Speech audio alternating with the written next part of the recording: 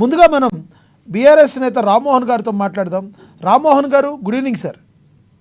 Good evening అండి, నమస్తే అందరికి. రామ్మోహన్ గారు, ఏంటి ప్రస్తుత పరిస్థితులు చూస్తుంటే బీఆర్ఎస్కి గడ్డు కాలం తప్పేటట్టు లేదు. ఈ ప్రస్తుతం ఉన్న సినారియోని, ఈ సిచ్యువేషన్ని మీరు ఎలా చూస్తారు?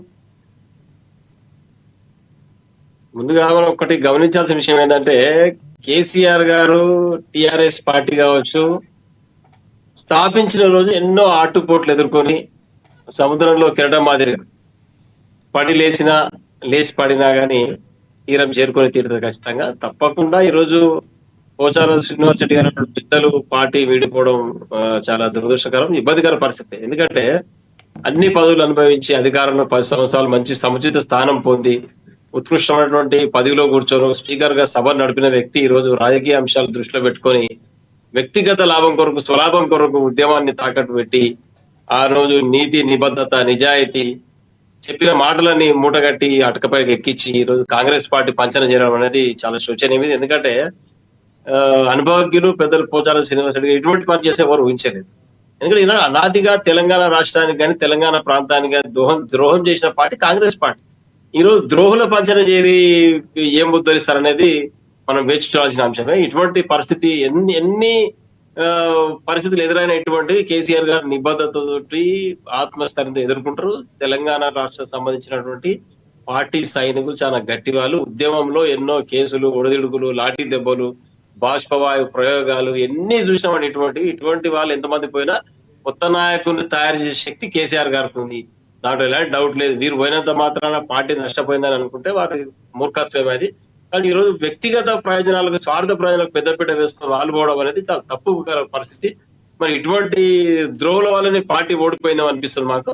కానీ ఇంకా ఒక్కటి మనం గమనించాలి, ఇంకా చాలా మంది పోతారని మీరు చెప్తున్నారు కానీ ఎవరు పోకపోవచ్చు. ఒకవేళ పోయినా కానీ పార్టీ మళ్ళీ మొదటి నుంచి మొదలు పెట్టి మళ్ళా తప్పకుండా అధికారం రావడం మాత్రం తథ్యం. ఇది వచ్చే ఎన్నికల లోపల ఖచ్చితంగా తెలంగాణ ప్రాంతంలో అస్తిత్వం కొరకు పోరాటం చేసిన పార్టీ టిఆర్ఎస్ పార్టీ. ఈ రోజు ప్రజలతో కోపంతో కావచ్చు, లేదా కాంగ్రెస్ పార్టీ పెట్టిన స్కీమ్ల వల్ల కావచ్చు, మాకు లబ్ధి చేకూరుతున్న అనే భావనతోటి చిన్న పొరపాటుతోన కాంగ్రెస్ పార్టీ పట్టం కట్టారు. అంతే తప్ప ఎక్కడ కూడా టిఆర్ఎస్ పార్టీని కానీ కేసీఆర్ గారు పూర్తిగా వాళ్ళు మనసు నుంచి తీసేయలేదు. కాబట్టి నిర్లక్ష్యానికి గురి కాలేదు కేసీఆర్ గారు. కేవలం 1 పాయింట్ తేడా ఓటుతోనే మాత్రం పోయింది. ఈ రోజు కొంతమంది నాయకులు వాళ్ళ స్వార్థ ప్రయోజనాల కొరకు పార్టీ వీడి కాంగ్రెస్ పార్టీ కలవడం, కాంగ్రెస్ పార్టీ కలిస్తే రేవంత్ రెడ్డి గారు ఏం చేస్తున్నాడు, అక్కడ ఖజానాలో నిధులే గతి లేవు. ఈ రోజు వారు చెప్తున్నారు రామ్మోహన్ గారు, మనకు ఒక బ్రేకింగ్ న్యూస్ కూడా తెలుస్తుంది. రామ్మోహన్ గారు, మనకు ఒక బ్రేకింగ్ న్యూస్ వచ్చింది ఇప్పుడే. మాజీ స్పీకర్ పోచారం శ్రీనివాసరెడ్డి ఇంట్లో సీఎం రేవంత్ రెడ్డి ఉండగానే బీఆర్ఎస్ నాయకులు ఆందోళనకు దిగడంపై ప్రభుత్వం కూడా చాలా సీరియస్ అయిందంట. ఘటనపై విచారణ ఆదేశిస్తూ బాధ్యులపై తగిన చర్యలు తీసుకోవాలని 12 మంది మీద కేసులు కూడా నమోదు చేసినట్టు తెలుస్తుంది. మరి ఎవరి 12 మంది, ఎందుకు ఆయన ఇంటి దగ్గరికి వెళ్ళి తీవ్ర ఆందోళన చేశారనుకోవచ్చు?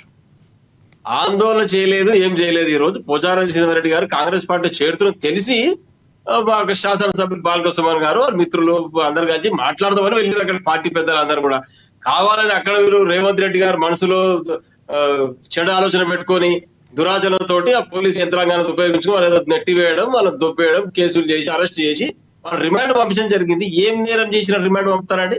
భారత శిక్ష పద్ధతి చెప్తుంది 7 సంవత్సరాల శిక్ష గల పడే ఒక్క కేసులు మాత్రమే రిమాండ్ చేయాలని చెప్తాం. ఈ రోజు వారి ఇంటిలోకి వెళ్ళి మాట్లాడడానికి వెళ్ళినంత మాత్రాన ఒక మాజీ పార్లమెంట్ సభ్యుడు, మాజీ శాసనసభ్యుడు, ఉద్యమకారుడు, ఒక యువ నాయకుడు అటువంటి వ్యక్తిని తీసుకుపోయి జైల్లో పెట్టి రిమాండ్ పంపుతా అంటే తెలంగాణ ప్రజలు గమనిస్తా ఉన్నారు.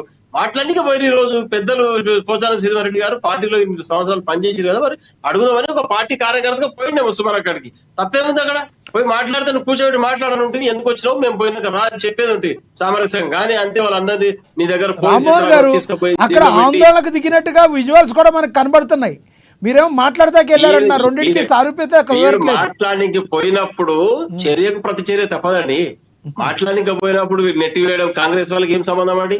టిఆర్ఎస్ నాయకులు ఆ నిమిషం వరకు టిఆర్ఎస్ నాయకులు కదా, వారు ఇంకా కండువో కప్పుకోనంత వరకు టిఆర్ఎస్ నాయకులే. పోచారం శ్రీనివాసరెడ్డి గారు ఇంటికి పోనీకే ప్రతి టిఆర్ఎస్ కార్యకర్తకు, ప్రతి తెలంగాణ ఉన్న ప్రతి ఒక్కరికి, ఒక సామాన్య వ్యక్తికి కూడా అవకాశం ఉంటది పోవడానికి. ఎందుకంటే ప్రజానాయకుడు వాళ్ళు ప్రజా ఉద్యమంలో ఉన్నారు కాబట్టి అందరు కలిసి ఇంటికి వెళ్ళి మాట్లాడడానికో వినతులు చెప్పుకోవడానికి, ఇదే సమస్య చెప్పుకోనికి పోతారు. అంత మాత్రాలను నెట్టివేసి పోలీస్ యంత్రాంగం పెట్టింది, కాంగ్రెస్ కార్యకర్తలు పెట్టి వాళ్ళ నిర్బంధంలో నెట్టివేసి ఇంట్లోకి రానియకుండా పెడితే మేము దొంగలు లేకపోతే దేశద్రోహులా? కాబట్టి సంఘ విద్రోహశక్తి కాదు కదా. వచ్చిన వ్యక్తి ఒక వెల్ నోన్ పర్సన్, తెలంగాణకు సంబంధించిన ఉద్యమకారుడు, ఉస్మాన్ యూనివర్సిటీ నుంచి చదువుకున్న వ్యక్తి, ఒక పార్లమెంట్ సభ్యునిగా, ఒక శాసనసభ్యునిగా పనిచేసిన వ్యక్తి, నువ్వు అటువంటి వ్యక్తిని లోనికి రానియకపోతే ఎట్లా మీరు? ఇది తప్పు కదా మరి. కాబట్టి వాళ్ళ కాంగ్రెస్ అధికార బలప్రయోగం జరిగింది కాబట్టి మా వాళ్ళు నిరసన తెలపడం జరిగింది. అంతే తప్పితే కొట్లాడడానికి ఇబ్బంది పెట్టడానికి అక్కడ ఎక్కడో ప్రయత్నం జరగలేదు. పోచారం శ్రీనివాస్ అడగడానికి మాత్రమే వెళ్ళారు అక్కడికి. దీంట్లో మరి ఈరోజు రేవంత్ రెడ్డి గారు అక్కడ కూర్చొని ఒక ముఖ్యమంత్రి స్థాయి వ్యక్తి అలా కూర్చొని పోలీస్ యంత్రాంగం పెట్టి వారిని నెట్టి వేయించడం, ఒక శాసనసభ్యుని నెట్టి వేయించడం, ఇది చాలా పొరపాటుది. ఇటువంటి చర్యలు కవ్వింపు చర్యలు ఎన్ని చేసినా మేము సంయమనంతో రామ్మోహన్ గారు నిరాశలో నిస్పృహలో ఉన్నట్టున్నారు. నిద్రపోం టీఆర్ఎస్ కార్యకర్తలు ఎవరు కూడా దీనిపైన రేవంత్ రెడ్డి గారు పునరాలోచన చేసుకోవాలి. ఇట్లా బలప్రయోగం చేసి ఏదో కేసులు పెడితే ఎవరు భయపడరు. ఇక్కడ ఉద్యమంలో ఎన్నో ఎదుర్కొన్నాం ఇటువంటి కాంగ్రెస్ జమానాలు. మళ్ళీ కాంగ్రెస్ పార్టీ వచ్చింది అధికారంలోకి, ప్రజలందరూ చూస్తున్నారు, కరెంటు కష్టాలు చూస్తున్నారు, నిధుల కష్టాలు చూస్తున్నారు, ఉద్యోగాలు లేవు, ఏది లేదు, అన్ని ఇబ్బందికర పరిస్థితి. అపాయింట్మెంట్ లెటర్లు అయిపోయిన వాడికి లెటర్లు ఇస్తలేరు. ఒకటి రామ్మోహన్ గారు ప్రజలు చూస్తున్నారు ఒకటే. ఓకే, మరి ఎంతో కాలంగా ఉన్న మీ సీనియర్ నేత ఏం చూసి కాంగ్రెస్ లోకి వెళ్ళారంటారు? మరి తప్పకుండా వారిని అడగాలి. ఎందుకంటే వారికి ఏం తక్కువ చేశారండి కేసీఆర్ గారు? శాసనసభాధిపతిగా చేసి కూర్చోబెడితే వారు ఇట్లా ఈ వయసులో, ముదిమి వయసులో వారు బయటకు వెళ్ళి ఏ ముద్దరిద్దాం కాంగ్రెస్ పార్టీలకు పోమని. ఈ రోజు టీఆర్ఎస్ పార్టీలో ఒక ఉద్యమకారుడుగా, ఒక పెద్ద నాయకుడుగా, సీనియర్ నాయకులతో విరోధ ఎక్కేది. మీరు అందులో చేరి పక్క మరొక 22 మంది రెడీగా ఉన్నారని కూడా ఒక గుసగుసలు వినబడుతున్నాయి. రామ్మోహన్ గారు కేవలం పోచారం శ్రీనివాసరెడ్డి గారు, భాస్కర్ రెడ్డి గారే కాదు, మరొక 22 మంది క్యూలో ఉన్నారట్టుగా కూడా గుసగుసలు వినబడుతున్నాయి. అట్లా ఏం జరగదండి. 22 మంది జరగదు, ఏం జరగదు. కేవలం ఊహాగానాలు మాత్రమే అవి. పోచారం శ్రీనివాస్ రెడ్డి గారు వెయ్యి వారికి ఏం తక్కువ చేయలేదు పార్టీ. ఈ రోజు పోయి ద్రోహుల పార్టీలో చేయరు. తెలంగాణ ద్రోహులు మీ వయసు అందరికి పోచారం శ్రీనివాస్ అంత ఎక్స్పీరియన్స్ ఉండొచ్చు, పెద్ద మనిషి. ఇందిరాగాంధీ జమానా చూడవచ్చు, రాజీవ్ గాంధీ జమానా చూడవచ్చు, సోనియా గాంధీ జమానా చూస్తున్నాడు. ఈ తెలంగాణ ఉద్యమానికి ద్రోహం చేసిన కాంగ్రెస్ పార్టీ పంచన చేరి ఏం సమాధానం చెప్తాడు ప్రజలకు?